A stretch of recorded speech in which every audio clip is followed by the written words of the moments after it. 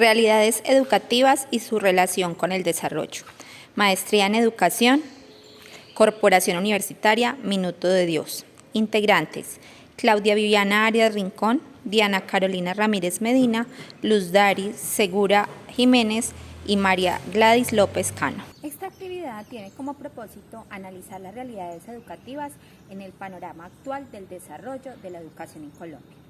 El día de hoy nos acompaña la doctora María Gloria Caicedo Sánchez, formadora del programa Todos Aprender, profesional especializado de la Dirección de Calidad de Educación Preescolar Básica y Media, magíster en Educación y TICS, experta en Dirección, Planeación, Ejecución, Seguimiento y Evaluación de procesos pedagógicos administrativos y de gestión de los niveles de preescolar, básica primaria, secundaria y media, en establecimientos educativos de carácter oficial y privado. A lo largo del video se tocarán temas como la tecnología, la cobertura y la calidad. Además, sobre la importancia de la formación para la ciudadanía al interior de las escuelas, equidad de género y finalmente los PEI pensados en el desarrollo educativo a futuro. Buenas tardes, nos encontramos en el día de hoy con la doctora Gloria Caicedo Sánchez.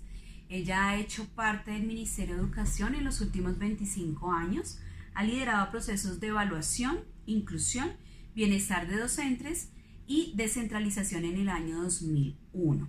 Buenas tardes, doctora Gloria. Buenas tardes, Luz Dari. Un gusto estar aquí con ustedes. Muchas gracias. Hoy vamos a trabajar algunas preguntas y pues a partir del conocimiento de la doctora acerca de realidades educativas que se viven en nuestros contextos a nivel nacional. Entonces, doctora, iniciemos. Claro que sí. Bueno, tenemos la primera pregunta y es: ¿cuáles son las relaciones que se encuentran entre el sistema educativo colombiano y el desarrollo en nuestro país? Bueno, partiendo de la premisa de que para que un país sea desarrollado su población debe ser educada, en Colombia hemos tenido tres aspectos que se han trabajado en los últimos 21 años. Entonces, del 2001, 2002, más o menos, al 2008 se trabajó cobertura. Eso implicó que se atrajeran al sistema educativo, a los establecimientos educativos oficiales, básicamente, un gran número de niños. Se les facilitó, se les dio toda la posibilidad, o sea, se hicieron campañas muy fuertes para atraer niños al sistema educativo. Posteriormente, en 2010, entre 2010 y 2018, se empezó a abordar el tema de calidad. Entonces, ya no solamente teníamos muchos niños en el sistema, sino que teníamos el tema de calidad. Mejorar la calidad.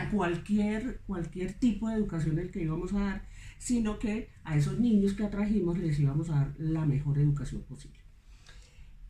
Mediado con esto, más o menos hacia 2014, 2015, se empezó a trabajar el tema de la tecnología. O sea, empezamos a evidenciar que ese era el boom. O sea, el mundo necesitaba que los niños se metieran en tecnología. Entonces, han sido esos como los tres aspectos en donde el sistema educativo colombiano se ha relacionado con el desarrollo en los últimos años. En los últimos 10 años más o menos. 15 años. Sí, digamos 15 años, o sea, cobertura, pero además la cobertura no solo atraer los niños, sino que permanecieran en el sistema. Entonces, la deserción bajó significativamente. Ya no pasaba aquello de que recibíamos 50 niños en preescolar y terminaban 12 en 11, sino que tratábamos de mantener esos mismos 50 niños terminaran el bachillerato. Entonces, creo que esas son como las relaciones básicas en esa temática. Apuntándole al desarrollo. Apuntándole al desarrollo. Muchas gracias. Bueno, nuestra siguiente pregunta dice: ¿las realidades educativas que observan responden a la sociedad deseada? No, yo creo que le falta mucho. O sea, nos falta mucho, básicamente en cosas como la tolerancia. O sea, desarrollar la tolerancia en esos niños que están en el sistema educativo, para que entiendan la sociedad y eso implique un mejor desarrollo del país. La tolerancia y comprender el entorno social. O sea, creo que los niños estamos un poco quedados en eso, entonces hemos dejado de trabajar en los establecimientos educativos todo lo que tiene que ver con el respeto al otro. Si trabajáramos en eso, seguramente nuestras expectativas y lo que esperamos como país, y como un país desarrollado, mejorarían significativamente. Muchas gracias. Bueno, la siguiente pregunta que tenemos es, ¿qué procesos educativos permiten dar respuesta a la transformación de esas realidades? ¿Cómo le podemos aportar desde la educación a que hayan cambios Bueno, a nivel social? yo creo que hablando de ese primer aspecto que hablamos de la tecnología, en este momento tendríamos que impactar en los niños para un buen manejo de la tecnología, que los niños empiecen a entender qué es bueno, qué es malo en el tema de tecnología. Eso le generaría pues una responsabilidad social que impactaría en el desarrollo. Y hay una cosa que ha habido estudios en los últimos tiempos y es trabajar con la educación del sector femenino, o sea, de las niñas. Ha habido estudios en donde cuando se invierte en la educación de las niñas en primaria, el desarrollo de la sociedad se da mejor. Mejora. ¿Por qué? Porque la mamá se preocupa por la educación de sus hijos, se preocupa por un entorno familiar mucho más armónico y amoroso, y eso necesariamente impacta en la sociedad. Y todo esto impacta en que un país sea más desarrollado. Entonces creo que en eso tendríamos que trabajar muchísimo, es que la educación, tanto la básica como la superior, haya igualdad para hombres y mujeres. Eso impactaría en que, por ejemplo, en el sector laboral, a la mujer y al hombre le paguen igual. Empiece a haber equidad. Exactamente. Bueno, también teniendo en cuenta que más o menos el 60-65% de las docentes son mujeres, Sí. prácticamente trabajando Sí. el género por el género. Pero también recordemos que más o menos el 80% de los directivos docentes de los establecimientos educativos son hombres. Son hombres.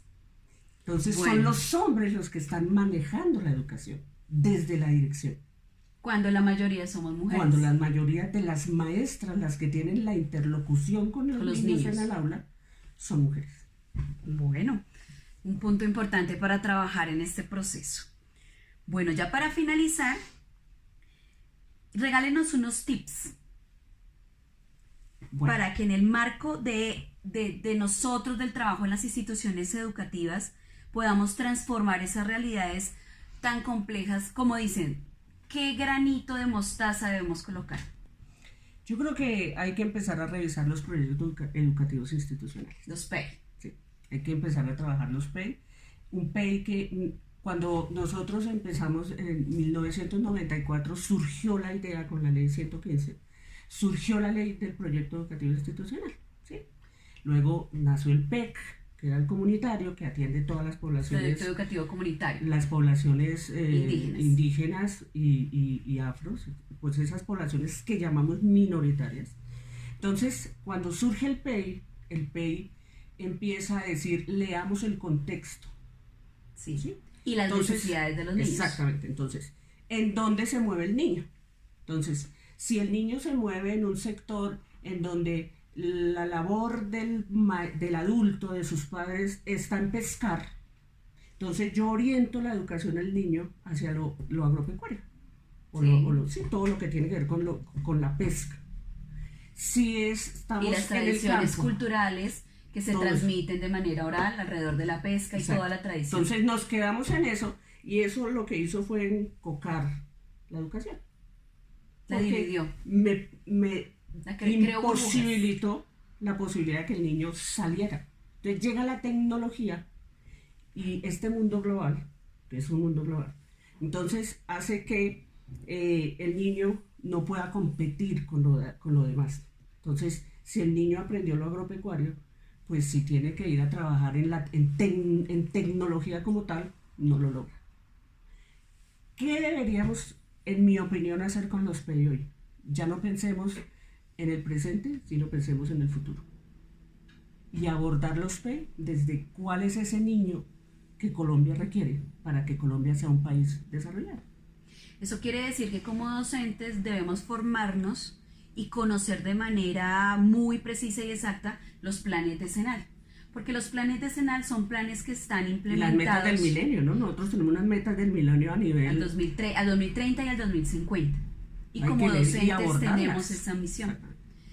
Sí, porque el plan decenal, digamos que rompe un poco el plan de gobierno, Sí. los planes de gobierno, y nos permite tener unas líneas y unas proyecciones mucho más allá, no solamente a nivel nacional, sino a nivel internacional. O sea que esa es una tarea que tenemos que realizar, leer muy bien esos planes decenal, conocerlos y bajarlos a los territorios para poderlos implementar. Y lo que decía usted al comienzo, o sea, formar los maestros. Sí, Es tenemos- importantísimo que el maestro se proyecte hacia el futuro. O sea, ya no queremos maestros del pasado, necesitamos maestros activos que vayan pensando en qué espera el futuro, ya no de él como persona, No, ese ya pasó. sino de ese niño como producto de su trabajo y de su desempeño en el aula. Muy interesante. Bueno, muchas gracias, doctora Gloria. No, ustedes